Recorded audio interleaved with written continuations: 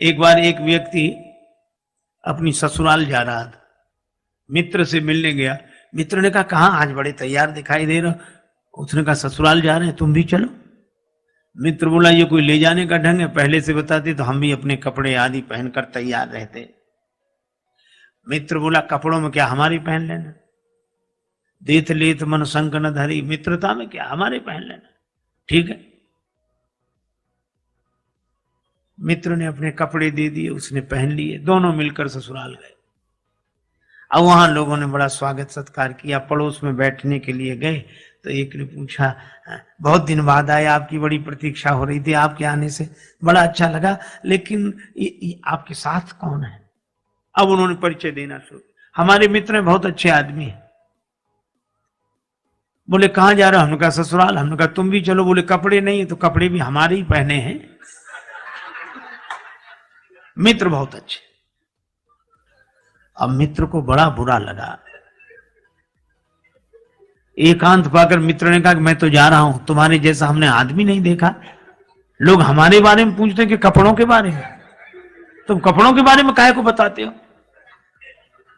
अरे बोला अब क्षमा करो, गलती हो गई, अब नहीं बोलूंगा। अब दूसरी जगह फिर बैठने गए, लोगों ने परिचय पूछा, कहने लगे हमारे बड़े अच्छे मित्र हैं, और हमने कहा ससुराल जा रहे हैं। एक ही कहने से हमारे साथ आ गए, और कहते कहते निकल गया कपड़े। अब कहा कि मित्र फिर डांटेगा कि ये कपड़े, तो लोगों ने कहा कपड़े क्या कपड़े, तो बोले कपड़े ये इनके अपने हैं, ये खुद के कपड़े पहने हैं, खुद के अपने अपने। और लोगों ने सोचा कपड़े तो सब खुद के पहनते हैं इसमें। मित्र ने फिर कहा कि अब मैं नहीं रुकूंगा। तुमने फिर कपड़ों के बारे में, तो कहा हमने तो तुम्हारे ही बताए। तो बताए क्यों, लोग हमारे बारे में पूछते कि कपड़ों के बारे में। बोले अब मैं कहूंगा ही नहीं, बिल्कुल नहीं कहूंगा। मित्र फिर रुक गया। पर तीसरी जगह बैठने गए, लोगों ने परिचय पूछा कि आप तो बड़े अच्छे हैं, आपके साथ हमारे मित्र हैं, बड़े प्रेमी हैं, एक ही कहने से हमारे साथ आए, और इनकी जितने गुण गाए जाएं सब कम है, लेकिन क्षमा करें हम कपड़ों के बारे में कुछ नहीं कहना चाहते। अब फिर कपड़े, भीतर भरे कपड़े। हम जो चीज खाएंगे डकार में गंध भी तो उसी की आएगी। तो भीतर जो भरा हो वही बाहर दिखेगा। निराकार हूं मैं न साकार हूं, भक्त की भावना से तदाकार हूं। भक्त मुझे जिस दृष्टि से देखता है वो उसी दृष्टि से मैं दिखाई पड़ता हूं। अपने भाव के अनुसार भगवान का दर्शन होता है। सब भगवान को अलग अलग रूपों में देख रहे हैं, अलग अलग भावना से देख रहे हैं। कोई प्रेम से भर रहे हैं, कोई भय से भर रहे हैं। ये भी दे रहा जाए जस भाव, जिसको जैसी भावना रहे। राम जी से अधिक राम जी के दास की महिमा मैंने एक संत के मुख से सुना था। एक बार एक दंपति पति पत्नी मेले में गए। अब मेला में उनका मेल बिछुड़ गया। ऐसा भीड़ का रेला, पति एक तरफ पत्नी एक तरफ। अब दोनों एक दूसरे को ढूंढे, तो ऐसे मौके का फायदा उठाने वाले लोग चूकते कहां। राम जी का मंदिर था सामने। पुजारी बोला क्या बात है। बोले बहुत ढूंढ रहे हैं, पत्नी यहीं कहीं खो गई। अरे बोले भगवान से प्रार्थना करो, चलो। बड़े संपन्न आदमी थे, पुराने जमाने की बात। एक थाल में लड्डू मंगा कर रख लिए, 500 रुपए रख दिए, और प्रार्थना करने लगे, अब तो रघुनाथ कृपा कर दो, घरनी को लगे न बिना घरनी को। अब सामने हनुमान जी का मंदिर था, वो अलग। हनुमान जी के मंदिर के पुजारी ने सोचा कि इतने लड्डू और रुपया सब उधर ही जाएगा, इधर आता तो ठीक रहता। तो वहीं से बैठे बैठे बोला सेठ जी वहां क्यों चले गए, यहां आओ। इशारे से बोला यहां आओ। सेठ जी थाल लिया वो इते, कर दे ये कृपा जो लला अंजनी को। हनुमान जी के पास ले आओ, काम बन जाएगा। कपिराज से प्रीत विनीत करो, फिर से मुख देख सको पत्नी को। सेठ जी बोले कैसी बात करते हो, हनुमान जी तो सेवक हैं, राम जी तो इनके स्वामी हैं, हम सीधे स्वामी के पास पहुंचे, सेवक के पास आने की क्या जरूरत है, राम जी कर सकते हैं सब कुछ। अरे बोले सेवक स्वामी की बात छोड़ो, अपने अपने विभाग की बात है, ये काम उनसे नहीं बनेगा। क्या क्यों नहीं बनेगा, राम जी सब कुछ कर सकते हैं तो मेरी पत्नी को भी खोज सकते हैं। हनुमान जी के मंदिर का पुजारी बोला कि जाने दो, तेरी त्रिया को मिलावे कहा, जो पतो न लगाए सके अपनी को। तुम्हारी पत्नी क्या ढूंढेंगे, उनकी भी खो गई थी तो यही गए थे ढूंढने। और उसने तो अपने मतलब के लिए तर्क दिया पुजारी, पर सेठ जी के मन में बात जम गई। हनुमान जी के मंदिर पर आए, सचमुच उनकी पत्नी भी आ गई वहीं दर्शन के लिए। सबके मुख से निकला कि भाई विनोद में ही सही, पर राम थे अधिक राम कर दासा। हनुमान जी की आज भी पूंछ है, लेकिन ये पूंछ है क्यों? क्योंकि जास हृदय आगार बसई राम सर चाप धर। अभिमान हृदय में रखने वालों की पूंछ नहीं रहती, भगवान को हृदय में रखने वालों की पूंछ रहती है। ये विचार करो, तुम्हें भगवान ने बनाया कि भगवान को तुमने बनाया?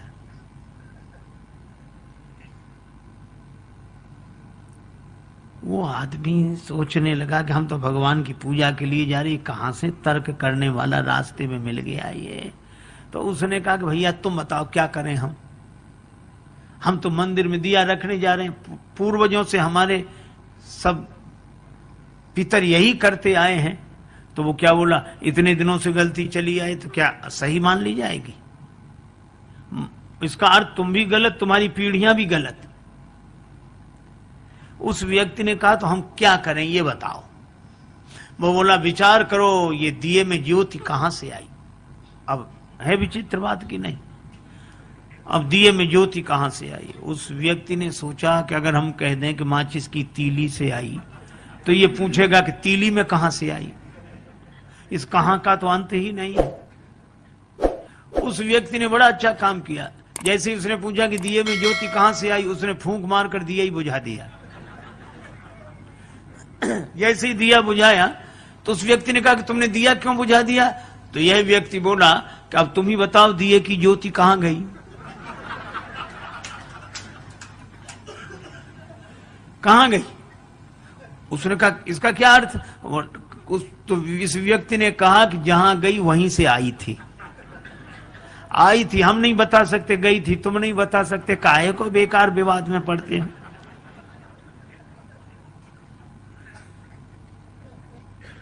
अच्छा, इस तर्क से कुछ हल भी नहीं होता, कुछ हाथ भी नहीं लगता।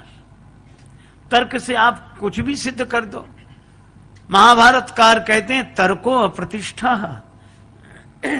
इस तर्क की कोई प्रतिष्ठा नहीं है।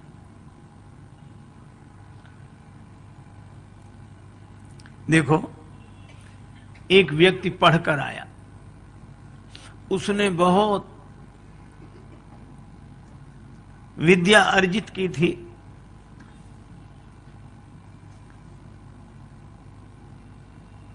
मां ने कहा कि बेटा तू अभी अभी लौटा है,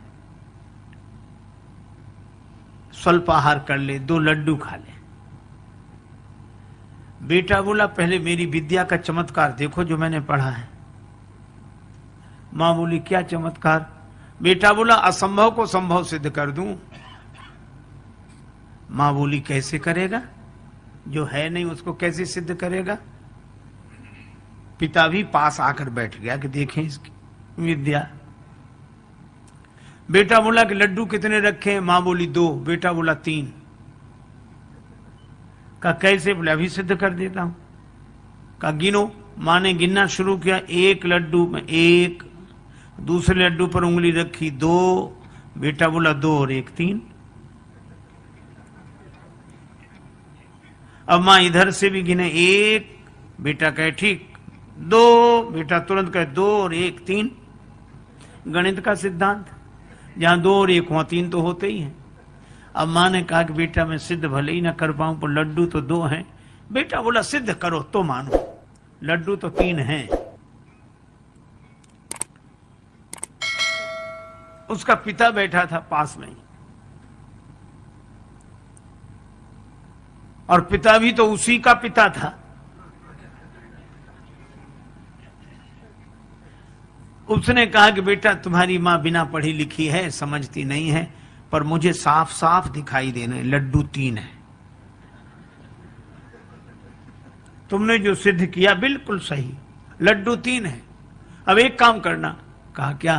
कि 1 लड्डू मैं खा लूंगा, दूसरा लड्डू तुम्हारी मां खा लेगी, और तीसरा तुम खा लेना।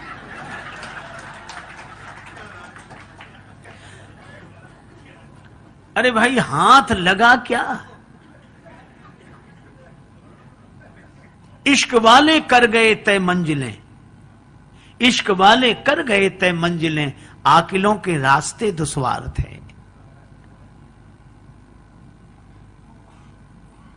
एक आदमी गांव में गया, अपने मित्र के साथ घूमने निकला तो छोटा सा गांव, एक व्यक्ति तेल बेचता था, अकेला आदमी, और भीतर उसने कोल्हू चला रखा और बाहर बैठकर तेल बेचे। इस व्यक्ति ने देखा कि अकेला आदमी कैसे करता है, तो उसने कहा कि तुम ये बैल को हाँकते नहीं हो, और कैसे बिना तुम्हारी चलाए चलता है? तो उस आदमी ने कहा कि बैल को मैं हाँक देता हूं, और जब चलने लगता है तो बाहर आके बैठ जाता हूं, तो उसे पता नहीं लगता कि तुम पीछे हो।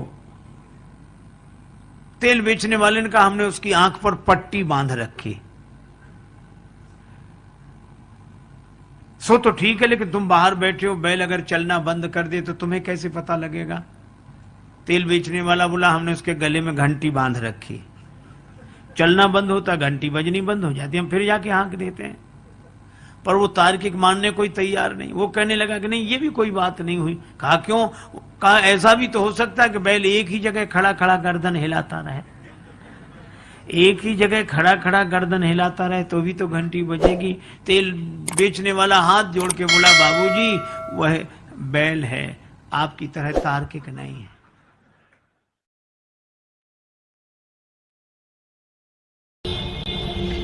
एक बार 2 बड़े संपन्न श्रीमंत सेठ बैठे थे, आपस में चर्चा हुई। एक बोला हमारा नौकर बड़ा मूर्ख है, दूसरा बोला हमारे नौकर से ज्यादा मूर्ख नहीं हो सकता। तो पहले वाला बोला नमूना देखोगे? हाँ। उसने अरे इधर आओ, बुलाया, 10 रुपए दिए, जाओ बाजार से टेलीविजन ले आओ 10 रुपए में। और वो 10 रुपए लेके चला गया टेलीविजन लेने। उसने अपने मित्र का देखा, इसका ये 10 रुपए में टेलीविजन लेने जा रहा। दूसरा बोला कि अब हमें अपने नौकर का नमूना दिखाने का अवसर दो। हाँ।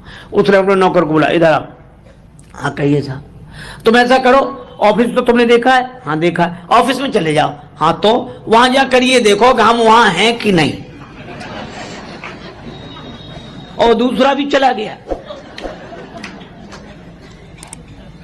मालिक दोनों हंस रहे थे कि कैसे मूर्ख है, लेकिन ये मूर्ख की पहचान जो अपने को मूर्ख समझे, जिससे अपनी मूर्खता ही समझ में ना आए, वो दोनों मिल गए वहां।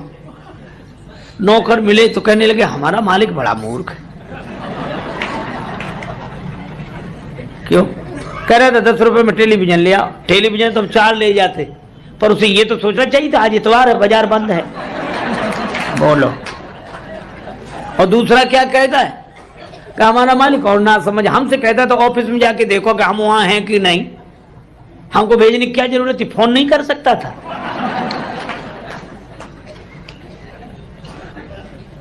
दोनों ही नहीं समझ रहे। एक गुरुजी ने एक चेला बनाया, तो चेला बनते ही वो बोला कि गुरुजी अब आप गुरु हम चेला, हमें कुछ सुनाओ। पहले शिष्य लोग कहते महाराज कुछ समझा दो, अब समझा सुनाओ। तो गुरुजी ने कहा कि बेटा राम राम किया करो। अरे कहिए साधारण सब लोग लेते, इसमें क्या है। गुरुजी भी समझ गए कि चेला नहीं गुरु ही मिला है। तो गुरुजी ने कहा बेटा रामायण रामचरितमानस, रामायण और सब। बोले ये भी साधारण चीज, सब लोग गाते हैं, रामायण में क्या है, ऊंचा सुनाओ, ऊंची बात। गुरुजी ने कहा फिर गीता, हाँ ये कुछ चलेगी। तो गुरुजी बोले महात्मा आज सुनाते हैं, गीता कल सुनाएंगे, महात्मा ही सुनाओ। तो गुरुजी ने वही श्लोक, सर्वोपनिषदो गावो दुग्धा गोपाल नंदना, और 12 सभी उपनिषद जो हैं सो गाय हैं, दोहने वाले भगवान श्री कृष्ण हैं, और यह गीता ज्ञान ही दुग्ध है, पान करने वाला बछड़ा अर्जुन है। और चेला कहे वाह महाराज, आ महाराज, क्या बात, क्या बात, वाह वाह वाह। सो गुरुजी 1 घंटे की जगह 1.5 घंटे बोलते रहे। बाद में गुरुजी ने कहा कि बेटा कुछ समझ में ना आया हो तो पूछ लो। बोला हमें समझना है, आप कम समझाते हो, हम ज्यादा समझते हैं। गुरुजी ने मन ही मन कहा कि हम ही नहीं समझ पाए पहले तुम्हें, लेकिन फिर भी कहा कि हम गुरुजी हैं तो कुछ तो पूछ लो, गुरु होने की कुछ। अच्छा तो और सब समझ में आया, एक एक अक्षर समझ में, एक जरा सी बात समझ में नहीं आई। गुरुजी बोले वो क्या? बोले आप बार बार कहते थे दुग्धा गोपाल नंदना, तो ये 2 गधा कौन थे? बोलो। सो गुरुजी ने माथा पीटा।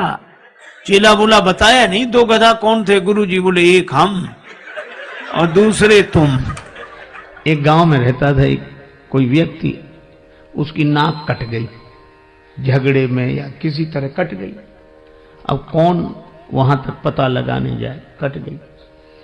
अब बेचारा परेशान, एक तो नाक कट गई, गांव में जहां से भी निकले सभी लोग कहते नकटे भैया आ रहे, कोई कहता नकटे ताऊ, कोई नकटे चाचा, कोई राम राम भी करता तो कहता नकटे चाचा राम राम। उस बेचारे को बड़ा बुरा लगे, लेकिन करे क्या, नाक को छिपावे भी तो कैसे? कान कटे तो कुछ टोपी लगा ले, कपड़ा बांध ले, आंख ना हो तो चश्मा लगा ले, नाक का क्या करे? सीधे सामने ही साफ। तो उसने सोचा नाक कट गई तो नकटे की कोई इज्जत तो होती नहीं है। तो उस नकटे ने इज्जत पाने के लिए एक युक्ति सोची, क्या? साधु बन जाओ।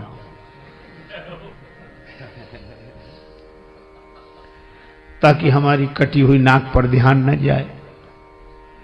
पर लोग भी तो विचित्र हैं, बेचारा साधु भी हो गया तो भी लोग कहते नकटे बाबा आए, नकटे स्वामी जी। अब बड़ी मुसीबत। और कोई कहता नकटे, तो दूसरे लोग डांटते है, ऐसे बोलते हो, साधु हैं ऐसे मत बोलो। तो उसे लगता कि शायद पक्ष में हो, लेकिन वो भी यही पूछता कि महाराज कैसे कट गई?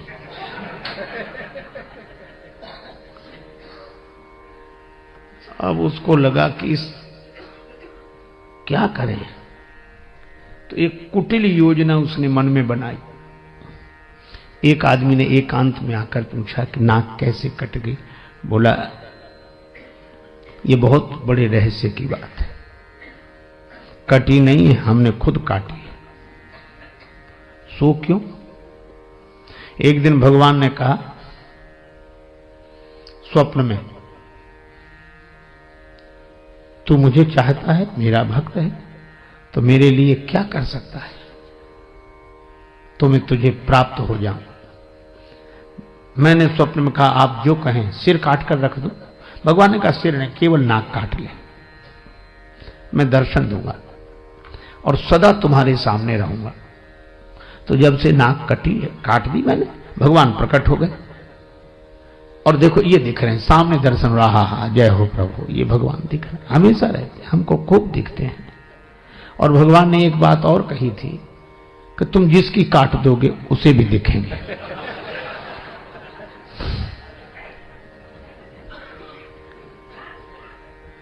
अब भगवान का दर्शन कौन नहीं चाहता? नाक कटे तो कटे। बोले लोग भले ही कुछ समझे, नाक कटे तो भगवान मिल रहे। तो कहा एक बात है, क्या? हमको भी मिलेंगे भगवान? हाँ मिलेंगे। तो काय को नाक कटवाता? बोले नहीं, नाक जाए तो जाए, दर्शन तो हो। तो कही आ जाओ सवेरे। गया, उसकी भी काटी। अब कहीं भगवान ऐसे मिलते हैं? उसकी नाक कटी, उसने कहा कि हमें तो नहीं दिख रहे कहीं, बोला हमें भी नहीं दिखते। कहा फिर ये हमारी काय काट दी? कहा कि हम अकेले परेशान थे, सब दो हो गए। अब उस बेचारे को मिला कुछ नहीं था उस नकटे के पास, और नकटों के पास किसी को कुछ मिलता भी नहीं है, लेकिन चूंकि अपनी नाक कट गई तो मजबूरी थी। अब वही हल्ला मचाने लगा, हाँ भगवान दिख रहे हैं, ये दिख रहे हैं, प्रत्यक्ष दिख रहे हैं, सामने दिख रहे हैं। अब पहले तो एक कहता था, हाँ, अब दो कहने लगे। बोलो, प्रचार इतना हावी हो जाता है कि प्रचार इतना प्रभावपूर्ण ढंग से जीवन में अपना प्रभाव डालता है कि प्रचार के चक्कर में आदमी विचार करना ही भूल जाता है। विचार बेचारा जैसी कौंधता है वैसी प्रचार। कोई कहता है अरे क्या बात करते हो, अगर कुछ नहीं होता तो इतना होता,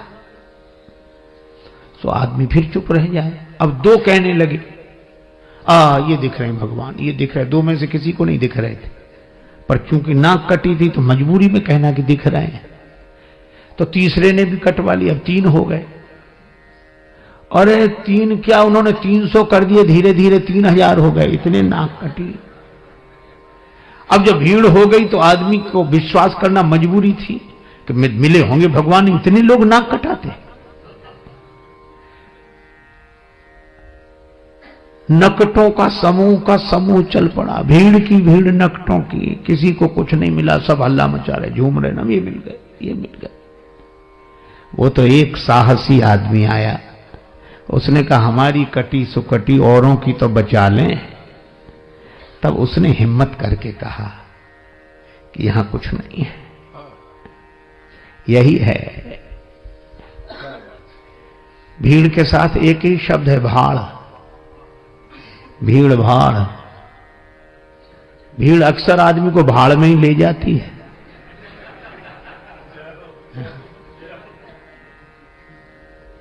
अब प्रचार की क्या बात कहें, आप अन्यथा न ले, मैं श्री राम कथा ही कह रहा हूं। एक पल नहीं जिए जो इंसान की तरह, एक पल नहीं जिए जो इंसान की तरह, वे पूज रहे हैं आजकल भगवान की तरह। एक पल नहीं जिए जो इंसान की तरह, वे पूज रहे हैं आजकल भगवान की तरह। मेहरबानी मीडिया की, मेहरबानी मीडिया की, रुपयों की वजह से दुनिया में छा गए हैं तूफान की तरह। उपदेश दे रहे हैं औरों को शांति का, उपदेश दे रहे हैं औरों को शांति का, और आपस में लड़ रहे हैं पहलवान की तरह।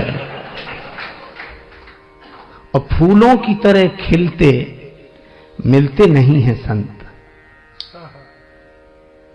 फूलों की तरह खिलते मिलते नहीं हैं संत, टीवी के खुलते खुलते दुकान की तरह। और राजेश त्याग हरि को धनियों के हाथ में, साधु भी बिक रहे हैं सामान की तरह। क्या ये विडंबना है। और यह बात मुझे तब याद आती है जब मैं सोचता हूं कि राम जी के दर्शन के लिए अयोध्या की देवियां भी गई, पर सहज श्रृंगार, क्योंकि जानती हैं भगवान सहजता पर रीझते हैं।